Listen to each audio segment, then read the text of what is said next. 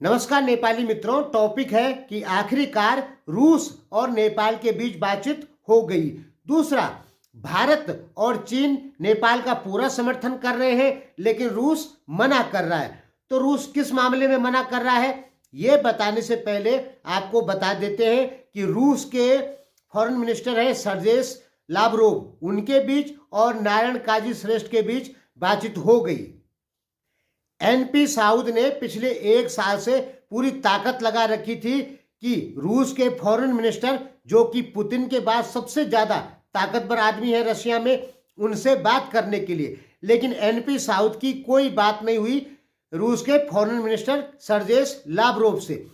अंत में बृहस्पतिवार को नारायण काजी श्रेष्ठ और रूस के फॉरेन मिनिस्टर सर्जेस लावरोव के बीच में बातचीत हो गई है।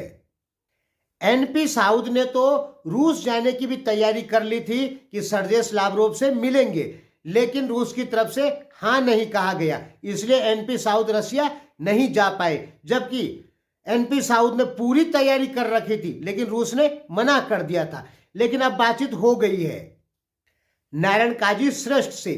नारायण काजी श्रेष्ठ जो है वो शायद इस गठबंधन में डिप्टी पीएम, नेपाल के उप प्रधानमंत्री बने हैं। तो ये जो बातचीत थी ये किस मुद्दे पर थी? ये इसी मुद्दे पे थी कि रशिया की तरफ से जो नेपाली युवा लड़ रहे हैं वो शहीद हो गए, तो उनके शवों को वापस नेपाल भेजा जाए, क्लेम दिया जाए। हालांकि रूस ने पहले क्लियर कर दिया था कि हाँ, हम क्लेम देंगे। फिर प्रधानमंत्री प्रचंड ने भी कहा था कि रशिया को कोई अधिकार नहीं है और रशिया नेपाली युवाओं को रूस की सेना में शामिल ना करे, लेकिन रूस ने नेपाल की एक नहीं सुनी, अब सुन ली है। अब देखते हैं आगे क्या होता है, वो अलग बात है, लेकिन बातचीत हो गई है। अब हो सकता है रूस जो नेपाली युवा शहीद हुए हैं उनके सब वापस भेजे, उनको फटाफट से पैसे दे और नेपाली युवाओं को रशियन सेना में शामिल ना करे, ऐसा हो सकता है। हमने आपको बताया था कि पुतिन, हमने एक लेख पढ़ा था, उसको ट्रांसलेट किया था हिंदी में रशिया का, उसमें साफ क्लियर लिखा गया था कि रूस को इस चीज का भरोसा है कि नेपाली लोग रूस की तरफ से लड़ेंगे तो अच्छा रहेगा, क्योंकि उनको भी कहीं ना कहीं पता है, रूस को भी कहीं ना कहीं पता है कि नेपाली लोग आखिरी दम तक लड़ते हैं, पीछे नहीं हटते हैं। रूस का भरोसा नॉर्थ कोरिया पे नहीं है, भारत पे नहीं है, चाइना पे नहीं है, लेकिन नेपाली युवाओं पे रूस का पूरा भरोसा है कि वो आखिरी दम तक लड़ेंगे रूस के लिए और धोखा भी नहीं करेंगे रूस के साथ में। इस पर हमने परसों वीडियो बना के आपको बताया था, जो लेख की रशियन समाचार पत्र में छपा था। कहने का मतलब है कि रशियन लोगों को एक चीज का भरोसा हो गया है कि हाँ, नेपाली लोग उनके लिए बहुत अच्छे होते हैं या अच्छे होते हैं, अच्छे से लड़ सकते हैं, रूस के साथ धोखा नहीं करेंगे। ये भरोसा रूस की समाचार पत्र ने वहां लोगों को दिलाया। ये हमने रशियन समाचार पत्र जकोलक्सी व्लादिमीर, ऐसे ही कुछ है, इनके नाम ही कुछ ऐसे होते हैं जो सही से हम पढ़ नहीं पाते हैं, उसका हिंदी ट्रांसलेशन किया था। अब आगे मतलब कहने का मतलब है कि बातचीत हो गई है। अब रूस क्या करता है वो अलग बात है, लेकिन जो बात करने के लिए नेपाल कोशिश कर रहा था पिछले 1-1.5 साल से, वो नहीं हो रही थी, अब हो गई। अब बात करते हैं कि नेपाल का साथ भारत और चीन दोनों दे रहे हैं और रूस मना कर रहा है, तो वो किस मामले में? देखिए, 2001 में नेपाल ने एससीओ वहां एक पत्र लिखा था और कहा था कि हमें एससीओ की परमानेंट सीट दे दो, लेकिन रूस ने मना कर दिया। अब नेपाल चाह रहा है कि अगर परमानेंट सीट ना भी मिले तो हमें ऑब्जर्वर, देश की सदस्यता तो नहीं, लेकिन ऑब्जर्वर होता है एक राष्ट्र, उसके रूप में हमें रख लो। इस समय ऑब्जर्वर राष्ट्र में बेलारूस है और मंगोलिया है। नेपाल को डायलॉग पार्टनर में उन्होंने रखा है। डायलॉग पार्टनर में जो देश हैं वो है Armenia, Azerbaijan, Bahrain, Cambodia, Egypt, Kuwait, Maldives, Myanmar, Nepal, Qatar, Saudi, Sri Lanka, Turkey और यूएई। ये क्या है? डायलॉग पार्टनर है। नेपाल भी डायलॉग पार्टनर है और ये सभी चाहते हैं देश कि हमें परमानेंट सीट मिल जाए एससीओ की, या फिर ऑब्जर्वर राष्ट्र की सीट मिल जाए। और नेपाल भी ये चाह रहा है। नेपाल को सबसे ज्यादा समर्थन इसमें नेपाल को ही मिल रहा है। भारत का मिल रहा है और चीन का मिल रहा है, क्योंकि भारत, चीन और रूस इसमें मुख्य हैं।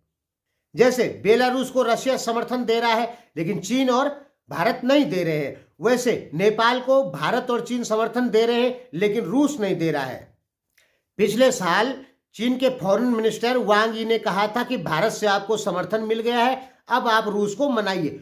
वांग यी ने रूस को मनाया भी कि नेपाल को ये सदस्यता देनी चाहिए या ऑब्जर्वर राष्ट्र के तौर पर रखना चाहिए, लेकिन रूस ने साफ मना कर दिया था। ये आपको भी पता है और हमें भी पता है। एससीओ का परमानेंट मेंबर नेपाल बन जाता है तो इससे फायदे होंगे, क्योंकि 60% अर्थव्यवस्था एससीओ के देशों के पास ही है दुनिया की। इससे नेपाल को फायदे होंगे। देखिए, रूस पाकिस्तान और नेपाल को पसंद नहीं करता है, सच को जान लीजिए। कारण, क्योंकि पाकिस्तान और नेपाल पहले से ही अमेरिकन अलायंस रहे, ब्रिटेन के अलायंस रहे। अमेरिका का सबसे बड़ा दूतावास है नेपाल में, शायद आपको नहीं पता है। अमेरिका ने अगर साउथ एशिया में देखेंगे तो सबसे बड़ा दूतावास बना रखा है नेपाल के अंदर। नेपाली आर्मी, नेपाली युवा हमेशा से ब्रिटेन के लिए लड़ते रहे। नेपाली राजा और ब्रिटेन के बहुत गहरे संबंध थे। नेपाली कांग्रेस और अमेरिका के बहुत गहरे संबंध थे। इसलिए आपको पता होगा कि जब नेपाल ने कहा था कि हम यूनाइटेड नेशन के मेंबर बनेंगे, तो रूस ने वीटो कर दिया और कह दिया नेपाल यूनाइटेड नेशन का मेंबर नहीं बनेगा। उस समय चीन और रूस एकदम तकड़े दोस्त थे। भारत की मित्रता उस समय रूस के साथ नहीं थी। भारत और रूस की मित्रता हुई 1956 के बाद। उससे पहले चीन और रूस मित्र देश थे, क्योंकि दोनों कम्युनिस्ट थे। नेपाल को यूएन की सदस्यता 1952 या 53 ऐसे ही मिली है, थोड़ा मैं भूल गया हूं। तो रूस ने वीटो कर दिया था कि नेपाल को यूनाइटेड नेशन का मेंबर नहीं बनाना चाहिए। इसका मुख्य कारण क्या है? जबकि 1956 में रूस के प्रधानमंत्री नेपाल भी आए थे, वो नेपाल से मित्रता चाहते थे, लेकिन नेपाल हमेशा से ही ब्रिटेन के कहने पर चलता रहा 1815 के बाद। यानी नेपाल और पाकिस्तान को रूस पसंद नहीं करता है। पाकिस्तान को क्यों नहीं करता? क्योंकि पाकिस्तान की सेना आज भी अमेरिका के इशारों पर काम करती है। नेपाल में एमआलए पैदा किया रसिया ने। भंडारी, क्या थे वो भंडारी? विद्या देवी भंडारी के पति, मैं फिर नाम भूल गया। कई बार उन पे मैंने वीडियो भी बना दी।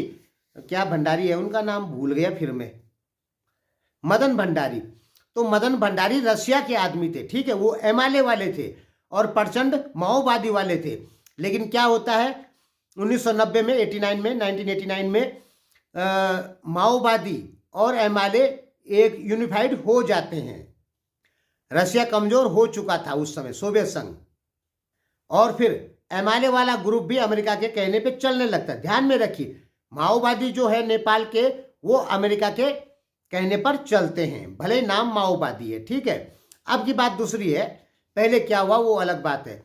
और एमआलए जो थे वो लेनिनवाद मार्क्सवाद वाले थे, रशियन थे। नेपाल में एमआलए को पैदा करने में सोवियत संघ और भारत का हाथ है, और माओवादियों को पैदा करने में चीन और अमेरिका का हाथ है। आप उल्टा जानते हैं, आप गलत जानते हैं, बल्कि आप जानते ही नहीं है। भारत में माओवादी किसने पैदा किए? अमेरिका और चीन ने, क्योंकि 1990 तक अमेरिका और चीन का गठबंधन था रूस के खिलाफ। ये बातें आपको पता नहीं है। आप पिछला कोल्ड वार को आप जानते ही नहीं है। नेपाल में जो कोल्ड वार के बारे में बताया जाता है वो सब झूठ होता है, उसमें एक भी सच नहीं होता है। चलिए, ये टॉपिक बहुत लंबा हो जाएगा। तो एससीओ का परमानेंट मेंबर बनना, ऑब्जर्वर देश बनना, इसमें रूस बाधक है। नेपाल के लिए क्यों बाधक है? क्योंकि नेपाल की जो राजनीति है वो कहीं ना कहीं अमेरिका की तरफ जरूर घूमती है। चाइना की तरफ भी है और अमेरिका की तरफ भी है। और एक समय रूस जो था चीन और अमेरिका का कट्टर दुश्मन था। 1969 में चीन और रूस में वार भी हो चुकी है। आपके यहां बताया जाता है कि चीन और रूस इस समय मित्र हैं। कोई मित्र नहीं है, दोनों के स्वार्थ मिल रहे हैं इस समय, इसलिए दोनों एकजुट हो गए। क्योंकि अमेरिका का खतरा चीन को भी, अमेरिका का खतरा रूस को भी, इसलिए दोनों इस समय मिले हुए हैं।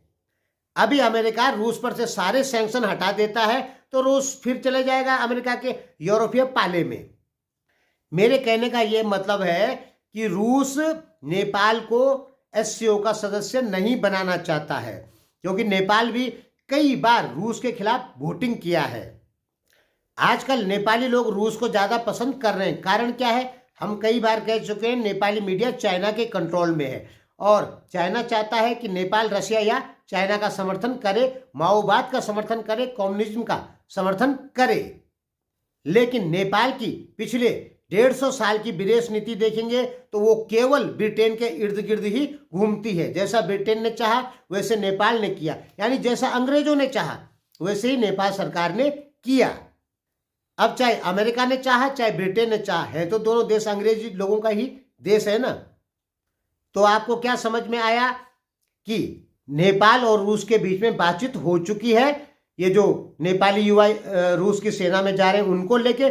दूसरा, नेपाल एससीओ का सदस्य बनना चाह रहा है और पिछले 22 साल से कोशिश किया है, लेकिन रूस की वजह से नेपाल की एंट्री एससीओ में नहीं हो रही है। भारत और चीन दोनों नेपाल का समर्थन कर रहे हैं। धन्यवाद।